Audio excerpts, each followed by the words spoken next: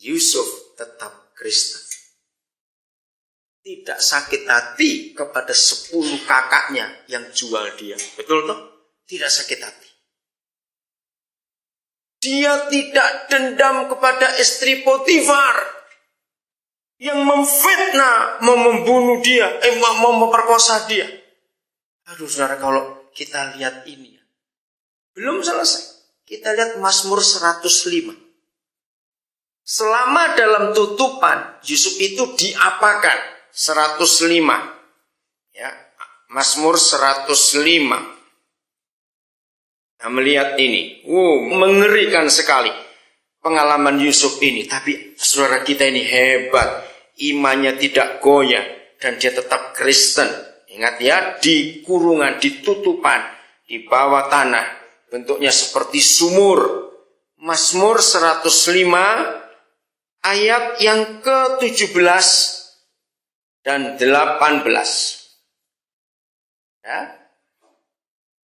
Jadi Tuhanlah yang mengirimkan Yusuf mendahului mereka dan dijual sebagai budak. Ayat 8, lihat. Yusuf diapakan? Ayo, lehernya diapakan? Sudah lebih dari anjing dia sudah. Kakinya diapakan? Bukan cuma dikasih tali, dirantai kakinya. Ayo kita bayangkan sebentar. Di dalam tanah, lubang saja, lehernya dicatok, kakinya pun dirantai. Kejam sekali. Tapi saudara, jangan lupa, Tuhan menyertai Yusuf. Anak ini gak sakit hati sama sekali. Dia mengampuni kakak-kakaknya. Dia mengampuni istri Potifar. Kenapa? Sebab Yusuf tahu jalan Tuhan itu luar biasa. Ayat yang ke-19. Mazmur 105. Ayo kita baca bareng-barang. 1, 2, 3. Sampai saatnya sudah genap. Dan janji Yahweh membenarkannya. Jadi Yusuf menunggu. Mau jadi Kristen di setiap saat? Loh, saya tanya kok diam saja? Enggak ya, pulang. Begitu enggak Kristen ini saya tanya diam saja. Saya ulangi lagi. Mau jadi Kristen di setiap saat? Ya enggak mau keluar sana. Ngapain di sini? Jadi Kristen harus 24 jam penuh sehari. Jangan tambah 26 jam, enggak ada nanti. Seminggu 7 hari harus jadi Kristen. Betul? Begitu kita melek mata, langsung Kristen. Apa saja yang kita buat harus Yesus yang dimuliakan. Pokoknya orang-orang harus melihat Yesus lewat kita. Jangan sok Kristen, orang nek lihat kita nanti, saudara. Ngerti nggak sok Kristen itu? Ya paling ngomong keluar ayat, garuk-garuk keluar ayat. Ini keluar ayat, orang, betul nggak? Jangan ngomong firman, terus orang malah nggak suka nanti. Betul tidak? Tapi tunjukkan sikap kita. Karena Yesus yang kasihnya luar biasa, harus dikenal orang lewat itu. Oke, bagian terakhir ini ya. Lihat. Simpulkan dengan satu kata. Setelah kita tahu penderitaan Yusuf seperti itu, tapi dia tetap tidak lari dari Tuhan. Dan mulutnya tidak jahat untuk mengutuki kakak-kakaknya dan istri Potifar. Dia tetap, apa? Satu kata ini kita mau pelajari. Yusuf itu bagaimana dengan Tuhan? Ya, apa? Setia. Bukan cuma taat. Ada orang yang taat tapi tidak setia. Contohnya bagaimana ya? Banyak itu.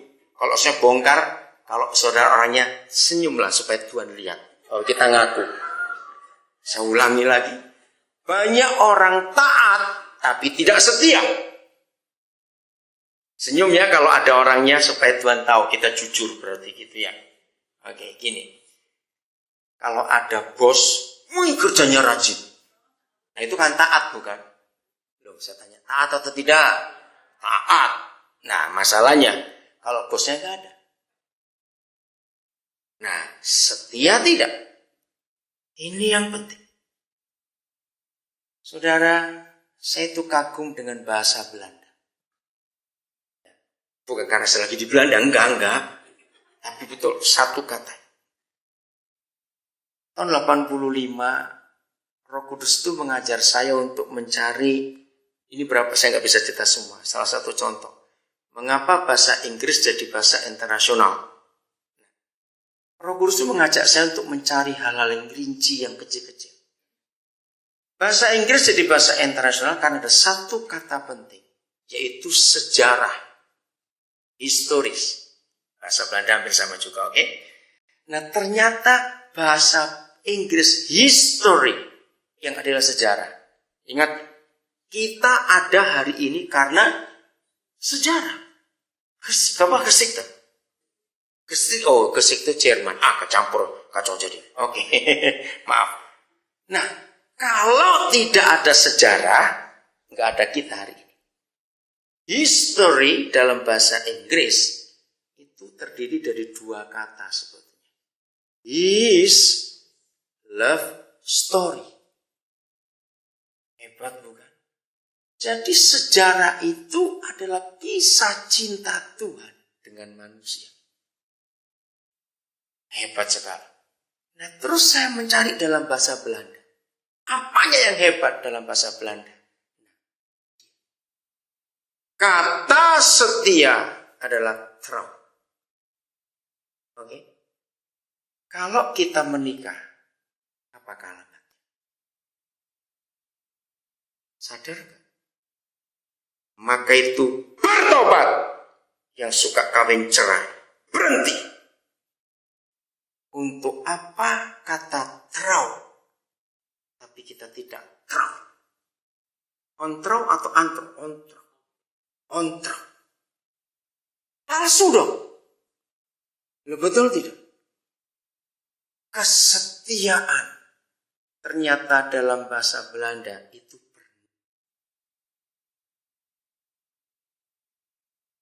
Yusuf itu setia. Maka itu Papa memperhitungkan ketaatan dan kesetiaan. Tidak ada bahasa lain di dunia. Jerman masih nggak begitu kuat. Ada kata trouw juga. Tapi Belanda lebih kuat. Trouw and getrouw. Jadi kalau orang menikah, itu ternyata artinya dia harus setia. Apa arti kata setia? Apa arti kata trouw? Tidak ganti-ganti pasangan. Tuhan kita setia. Kita lihat 2 Timotius pasal 2. Yusuf itu setia. Maka itu Tuhan memperhitungkan kesetiaannya. Dan begitu hebat. Ada perbedaan ini di dalam bahasa Belanda dengan bahasa Indonesia. Saya pakai yang Statenvertaling. Ayat yang ke-13. Ini yang kita harus kagum betul. 2 Timotius 2 ayat 13. Jika kita tidak setia, Tuhan Yesus tetap apa? Mengharukan bukan? Luar biasa. Bahasa Belandanya, indien we ontrouw zijn, hij blijft getrouw. Mengharukan sekali. Mengapa dia tetap setia kepada kita? Karena dia tidak bisa menceraikan kita. Salah satu karakter dasar Tuhan kita adalah trouw. Maka itu dia tidak bisa menyangkali dirinya. Ya, kalimat terakhir itu penting. Ayat 13. Karena dia tidak dapat menyangkal dirinya. Kenapa nggak bisa nyangkal dirinya? Karena namanya itu setia. Saya tunjukkan satu ayat lagi ya.